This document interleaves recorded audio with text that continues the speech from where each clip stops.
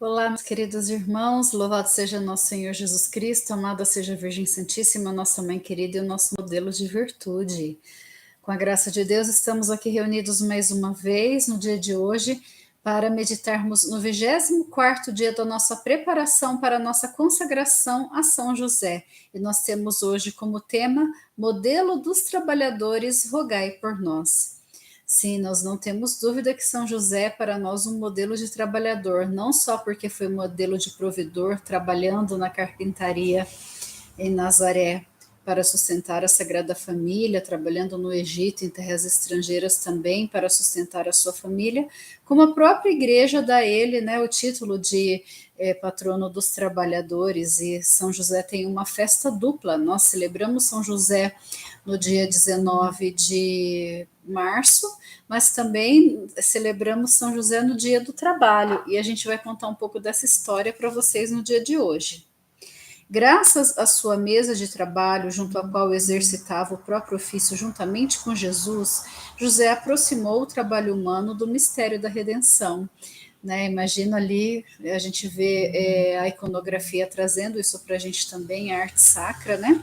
As imagens de José trabalhando na carpintaria e o menino Jesus do lado, ou brincando, ou em alguns momentos, né, mais raros, mas que também tem, de Jesus ali um pouquinho maior ajudando o seu pai. E, segundo os próprios dados históricos, essa foi a profissão de Jesus, né? Jesus seguiu a profissão do seu pai e trabalhava depois de adulto com a carpintaria, né? Fazendo trabalhos de carpintaria. Então nós podemos ver a dignidade dessa profissão, não só de José, mas que foi pelo próprio Jesus, né? Um trabalho manual feito pelo próprio Jesus. O diabo odeia um trabalhador honesto e diligente. No começo da história humana, a serpente perversa iniciou seu ataque à família humana no local de seu trabalho, isto é, no jardim do Éden. Lúcifer odeia o trabalho, ele desdenha particularmente o fato de que, por amor, Deus tenha se humilhado e feito homem, tornando-se capaz de realizar trabalhos manuais. Né? Deus, por amor a nós, Jesus trabalhou. Né? Olha que mistério é esse. Quando a gente vê, quando entramos em contato, por exemplo, com a nossa preguiça, muitas vezes nós temos preguiça dos nós mulheres que estamos em casa, a preguiça de organizar a nossa casa, o cansaço de todo dia cozinhar, todo dia fazer uma alimentação, lavar uma louça que depois vai ser suja novamente, passar uma roupa que logo depois estará na máquina novamente para ser lavada e passada. E Jesus, o Deus feito homem que podia todas as coisas, se dignou a um trabalho por amor a nós e realizava um trabalho manual, né? Jesus passou muitos anos trabalhando diligentemente na carpintaria de São José.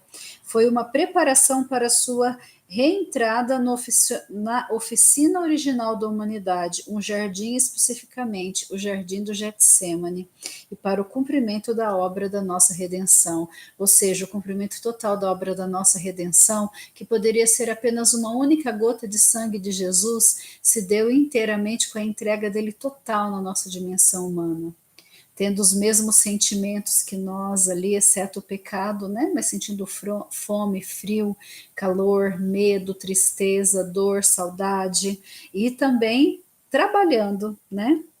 Jesus é Deus, e junto com o Pai e o Espírito Santo, ele fez os céus e a terra. A habilidade de criar de nosso Senhor excede muitíssimo qualquer coisa que possamos imaginar. Quando ele se fez carne, Jesus santificou o trabalho humano e o elevou a um nível de grandeza que não existia antes da sua encarnação.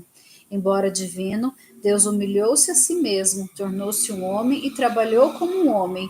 Em sua humanidade, aprendeu a trabalhar como homem, imitando o exemplo de seu pai na terra, São José. São José ensinou também Jesus a ser um trabalhador, né? Então, São José também nos ensinará a ser um trabalhador diligente. Nosso Senhor desejou fazer trabalhos manuais por muitos anos antes de iniciar o seu ministério público. Por que ele fez isso? Ele o fez porque queria santificar o trabalho e nos ensinar que ele é um motivo de honra para Deus e agrada a Deus. Contudo, nem Jesus nem São José eram viciados no trabalho. Estes não beneficiam nem a si mesmo, nem a sua família ou a sociedade, e Deus não se compraz neles. Jesus aprendeu o lugar próprio do trabalho em sua vida por meio do adorável exemplo de São José. São José tinha tempo para Deus, para a família, a recreação e o descanso, e exemplificou esse aspecto na vida humana de Jesus. São José lhe dará também essas importantes lições. E hoje nós somos chamados a meditar em São José Operário, lá na página 293, vai nos contar a história de quando foi intitulado a festa do dia 1º de maio. E eu acredito que a maioria de vocês não saiba, porque principalmente aqui no Brasil, a teologia da libertação tomou posse dessa data, né, para trazer as suas ideologias, as suas causas trabalhistas e tudo mais que nós vemos sendo repercutido, desvirtuando até mesmo a figura de São José. Mas a grande verdade é que essa data de 1º de maio, ela foi criada para combater o comunismo, né? Então, assim, eu vou ler para você um texto de São José Maria Escrivá e vocês entenderão. Como todos os cristãos que viveram aquele momento, também eu recebi com emoção, alegria a decisão de celebrar a festa litúrgica de São José Operário. Essa festa é uma canonização do valor divino do trabalho. Mostra como a Igreja, na sua vida coletiva e pública, se fez eco das verdades centrais do Evangelho que Deus deseja ver especificamente meditadas nos dias de hoje. O momento em que São José Maria Escrivá escreveu esse texto era o ano de 1955. Foi o ano em que a Igreja recorreu ao seu grande protetor para vencer um enorme mal chamado comunismo. Na primeira metade do século XX, o comunismo havia ganhado o apoio de muitos líderes ao redor do mundo e nações inteiras haviam sucumbido às suas ideias. Em 1937, o Papa Pio XI deu-se conta da grande ameaça que o comunismo representava para o bem comum e recorreu a São José para proteger a Igreja dos muitos erros do comunismo. E ele escreveu: colocamos a ampla campanha da Igreja contra o comunismo mundial sob o estandarte de São José, seu poderoso protetor. Em consequência da palavra do Papa Pio XI, os católicos começaram a rezar fervorosamente a São José, especialmente sob o título de terror dos demônios, para combater as ideias ateias do comunismo. Também invocaram a ajuda de São José para a causa dos direitos dos trabalhadores. Essas duas questões eram um grande tema de preocupação em meados do século XX.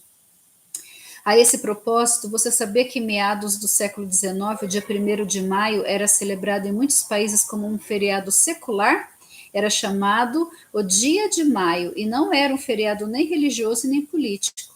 Infelizmente, em meados do século XX, os comunistas quiseram apoderar-se do feriado secular e criá-lo como Dia do Trabalhador Comunista.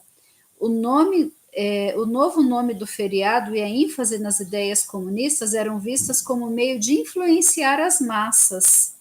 Esse acontecimento preocupou grandemente a Igreja, porque uma comemoração em honra do ideal comunista de trabalho teria efeitos duradouros sobre os trabalhadores e impactos negativos sobre a sociedade e a família, como nós vemos hoje. Até hoje, o dia 1º de maio, traz a bandeira aí do comunismo, né? E dos ideais comunistas trabalhadores, que na verdade se utilizam dos trabalhadores como manobra aí para colocar as suas ideias e que na verdade massacra o povo. À época, a ameaça do comunismo mundial fazia-se sentir por todos, inclusive pelo Papa.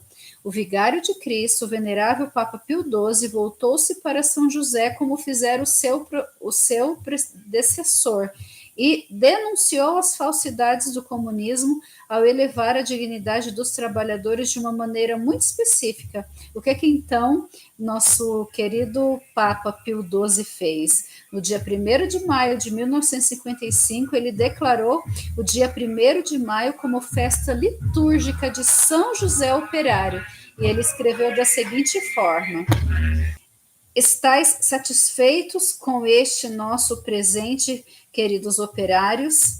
Estamos certos de que estais, porque o humilde operário de Nazaré não somente personifica diante de Deus e da Igreja a dignidade de um homem que trabalha com as suas mãos, mas que é sempre o guardião providente de vós e de vossas famílias. São José é, de fato, uma luz na escuridão, um modelo dos trabalhadores, ilumina a malícia dos inimigos da igreja, ilumina a escuridão dos movimentos errôneos que buscam arrancar a dignidade humana do povo e tirar Deus das mentes e do coração das famílias e das nações. Seja combatido o comunismo, o fascismo e qualquer tipo de ideologia política. São José é o protetor da dignidade humana, é o terror dos demônios. E na oração da coleta, na memória de São José Operário, é dito assim, né? Que vamos ouvir isso para encerrar a nossa meditação de hoje. Deus, Criador do universo, que estabelecestes a lei do trabalho para todos os homens, concedei-nos que, a exemplo de São José e com sua proteção, realizemos a obra que nos mandais e recebamos o prêmio que nos prometeis. Por nosso Senhor Jesus Cristo, vosso Filho, na unidade do Espírito Santo. Amém. Que São José nos ensine também a sermos modelos de trabalhadores, né, modelos de operário, e que, acima de tudo, ele nos ajude nesses nossos tempos atuais, onde nós estamos vendo que o comunismo está voltando com toda a força e disfarçado, né, pior de tudo é quando o mal ele vem disfarçado de bem e engana todas as pessoas. Que São José, o terror dos demônios, possa nos ajudar a combater este mal, principalmente na nossa família, dignificando o trabalho e o sentido do trabalho também, né? Assim como ele nos deu com o seu exemplo. São José Operário, rogai por nós.